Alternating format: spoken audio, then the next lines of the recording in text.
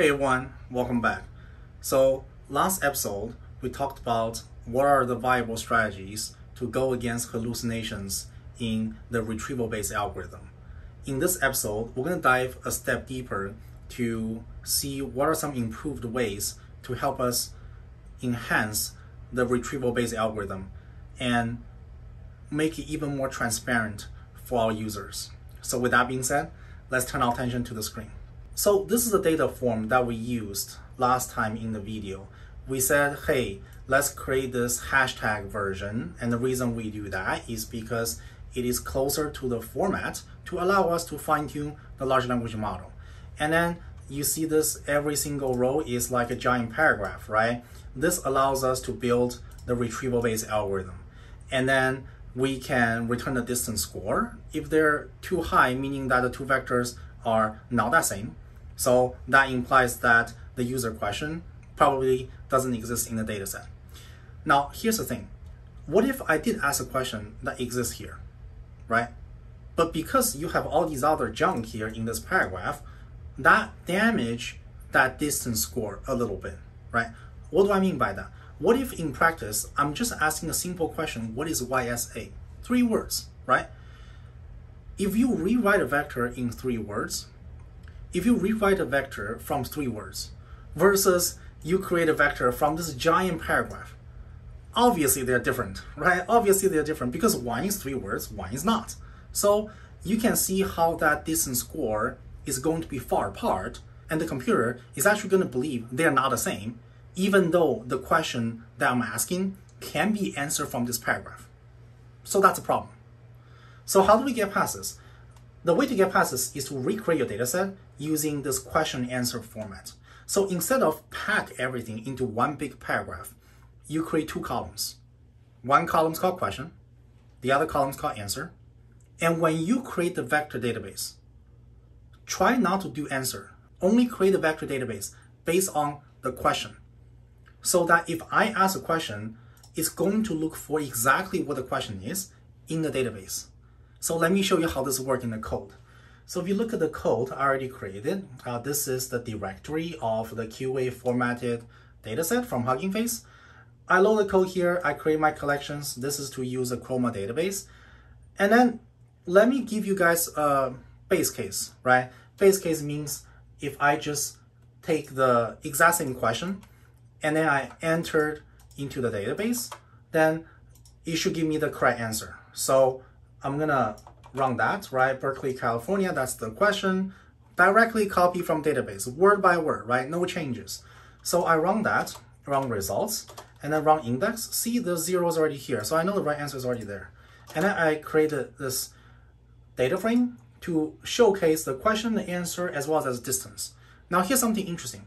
The questions here, that's from document index 0, which makes sense because look at the database, I grabbed from the first sample. So 0 is the first sample, so that's correct.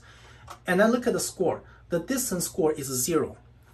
0 means the 2 vectors are exactly the same, right? There's no distance, right? Distance is 0. Meaning that the user question, which is what I entered up here, is exactly same as the question in database, right? Document ID number 0, that's the question. It's the exact same question as what I just entered. That makes perfect sense because I copied it, right? So you see that the distance is 0. You want to get the distance score to be as close to 0 as you possibly can, meaning that your database ought to be able to include as many variety of different questions in that domain that the users want to ask. So that's how this thing works. The better you curate your database, the better that distance score will be. Now let me show you how to break this, right? So what if users start asking something that's a little bit different, right? What if it's not California? What if it's New York? So those 2 words are not the same, right? So now we should be able to see the distance start to go up a little bit, right? Because they're no longer the same sentence, word by word. Okay, so let me run that. Let me run the same thing. It's still able to find a document index 0, no problem. That's the question there. But look at the distance. It's no longer 0.0. Now it's 0.08. Where does that 0.08 come from? The 0.08 means that, hey, the 2 vectors most likely is the same, but there's a little bit of distance. So that's what that 0.08 means, a little bit of deviation. So that's fine. We can still find this first document here, give us a correct answer, and then chatbot will be able to grab that, give you the right answer, no problem. But what if you start deviate too much, right? Let me see how to break this even more. What if it's not Berkeley, right? What if Santa Barbara, and I'm gonna spell Barbara incorrectly. Let's say that's how I spell it, right? Incorrectly. Now I'm running the same code, but you'll be able to see that this distance score now is 0.31. And from experience, if the distance is above 0.31, you probably run into a dangerous area or a risky area that you probably start to see some hallucination. And then the higher the distance, the higher chance of hallucination that you will see. So that's how things work. That's how I explain transparency, explainability to stakeholders, how and why the retrieval-based algorithm work, and in what scenario do they not work. So now that we explained the problem, what is the strategy? The first strategy is to curate your data set so that this question column in the middle include as many possibilities as you can possibly think of. Seriously, folks, I'm not gonna lie, this is gonna take a lot of effort, right?